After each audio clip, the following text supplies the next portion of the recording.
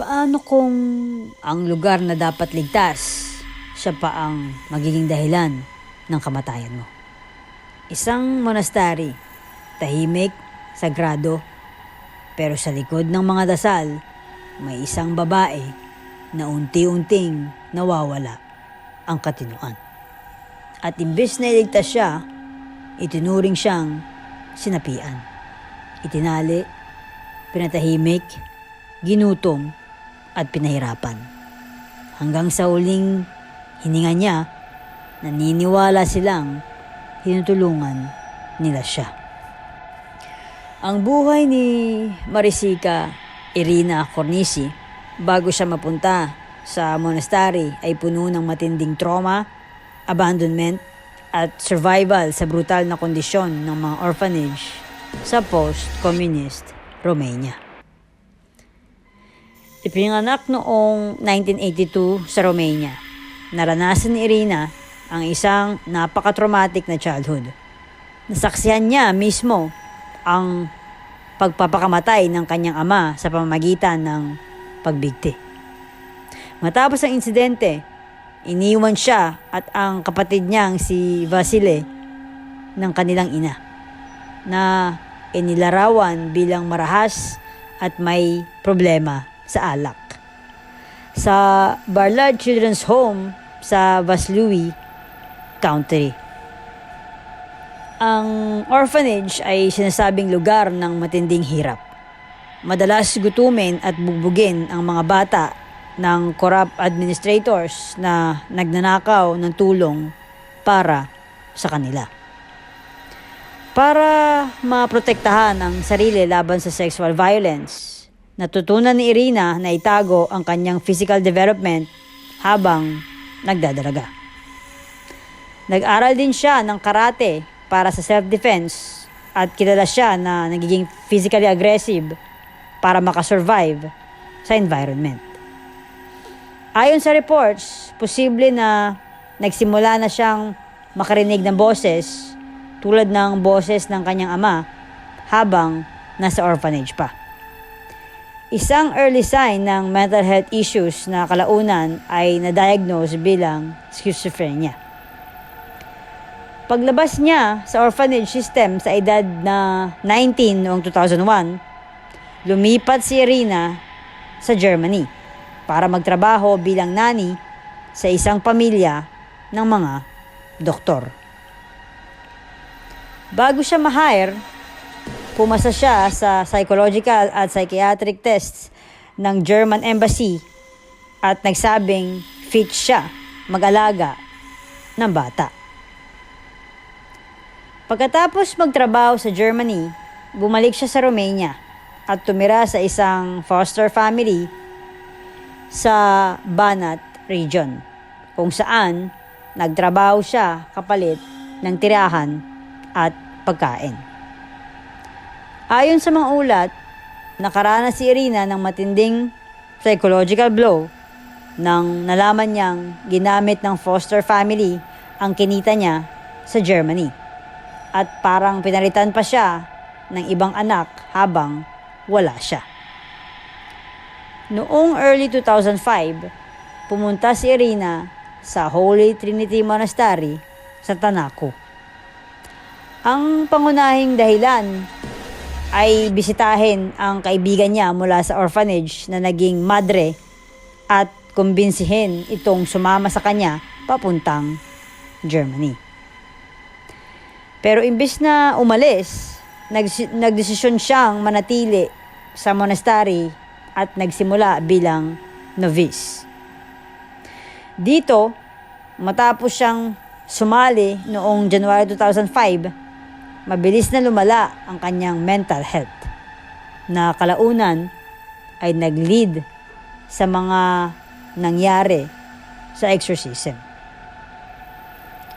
Ang pananatili ni Irina sa Holy Trinity Monastery ay tumagal ng humigit kumulang 5 buwan mula January hanggang June 2005 at minarkahan ng matinding psychological distress, isolation, at physical restraint na kalaunan ay kinategorya bilang abuse sa ilalim ng batas. Ilang linggo matapos siyang sumali noong January, nagsimula nang magpakita si Irina ng kakaibang behavior. Tulad ng mapigilang pagtawa habang nasa mass at pagbibitaw ng obscene at anti-homosexual na insulto sa ibang madre. Pagsapit ng April, lumala ang kondisyon niya at naging violent at parang suicidal ang kanyang mga outbursts. Dinala siya ng mga madre sa Vaslui County Hospital, kung saan siya ay na-diagnose ng schizophrenia at ginamot sa loob ng 2 linggo. Paglabas niya noong late April, ang monastery na ang naging pangunahing nag-aalaga sa kanya. Pero dahil walang psychological training ang community, hindi nila ito nakita bilang medical issue, kung hindi bilang demonic possession. Sa pananatili niya, lalo na sa mga linggo bago siya mamatay, sumailalim si Irina sa iba't ibang uri ng physical at psychological mistreatment.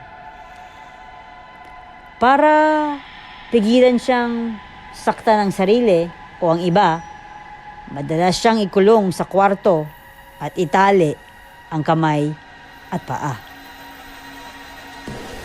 Bilang bahagi ng 3 araw na exorcism ritual noong June, hindi siya binigyan ng pagkain at tubig. Itinali siya sa isang improvised na kahoy na krus na nakaunat ang mga braso. Tinakpan din ang bibig niya gamit ang tuwalya para patahimikin ang kanyang sigaw at mga mura na pinaniniwala ang galing sa demonyo. Ayon sa autopsy at police reports, may mga marka siya sa pulso, mga bukol at tiyan mula sa mga kadena, pati na rin iba pang injuries sa kanyang katawan. Sa kabila ng legal finding na homicide done with cruelty, iginiit ng pare at mga madre na ginawa nila iyon dahil sa pagmamahal at religious duty. Ayon sa kanila, si Irina mismo ang nakiusap na itali siya para matulungan siyang mapailis ang mga espiritu. Naniniwala sila na ang sitwasyon niya ay unti-unti nang nalulutas hanggang sa bigla siyang bumagsak matapos ang ritual. Matapos ang pagkamatay ni Marisica Irina Cornisi, si Daniel Petre Corregiano at 4 na madre ay naharap sa parehong legal prosecution at matinding religious sanctions. Sa simula, kinasuhan sila ng aggravated murder at deprivation of liberty. Pero sa huli ay nahatulan sila ng manslaughter. Humingi ang prosecutors ng life sentence, pero ito ay naging final na hatol. Si Father Daniel hinatulan ng 7 years sa kulungan. Si Sister Nicoleta naman, 6 years.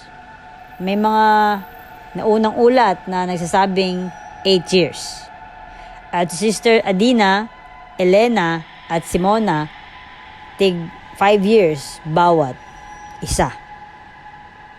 Noong 2011, nakalaya na ang 3 madre na may tig 5 years na sentensya.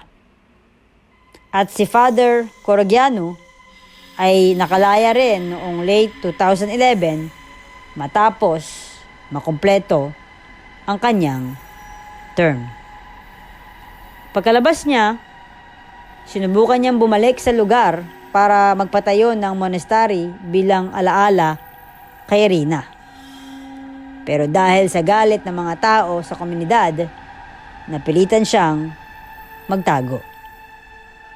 Ayon sa reports, namumuhay na lang siya bilang isang hermit sa isang liblib na kahoy na kubo. Hindi ito simpleng exorcism gone wrong. Ang nangyari kay Marisika Irina Cornisi ay banggaan ng malalim na trauma, untreated mental illness, at blind religious belief. Isang kombinasyon na sobrang delikado. Si Irina ay lumaki sa isang environment na puro takot, abuse, abandonment, at survival mode. Mula sa pagkamatay ng ama hanggang sa pag-abandona ng ina, hanggang sa abuse sa orphanage, wala siyang naging safe space. Sa psychology, ito ang nagiging foundation ng chronic trauma, identity instability, at fragile mental state. Kaya nang nagsimula siyang makaranas ng symptoms like hearing voices, hindi na ito basta simpleng condition. Pinalala ito ng buong buhay niyang puno ng trauma. Dito pumasok ang pinakamapanganib na part. Yung mga taong dapat tumulong, mali ang pagkaintindi. Sa halip na makita ito bilang medical emergency, bigyan ng psychiatric care, tinuring nila itong demonic possession. At kapag ganito ang belief system, nawawala ang empathy, napapalitan ng misyon, at nagiging justified ang cruelty. Sa isip nila, hindi na nila sinasaktan si Irina. Nililigtas nila siya. Pero sa reality, pinapatay na nila siya. May isa pang layer, yung group thinking. Kapag nasa close religious environment, walang nagko-question. Lahat sumusunod sa authority, yung pare. At ang doubt, nagiging kasalanan. Kaya kahit may nakikitang mali, tahimik lang. At ang collective belief nila, nagiging mas malakas kaysa sa katotohanan. Ang pinaka-nakakatakot dito, naniniwala sila na tama ang ginagawa nila. At doon nagsisimula ang pinakadelikadong klase ng tao. Yung gumagawa ng mali pero convinced na tama sila. Kaya mga besties, hindi lahat ng demonyo nakikita. Minsan, nagtatago sila sa maling paniniwala, takot, at blind faith. At kapag pinili mong maniwala nang hindi nag-iisip, pwede mong gawing kaligtasan ang isang bagay na unti-unting pumapatay. Hindi lahat ng laban ay spiritual. Minsan, kailangan mo lang makita ang katotohanan.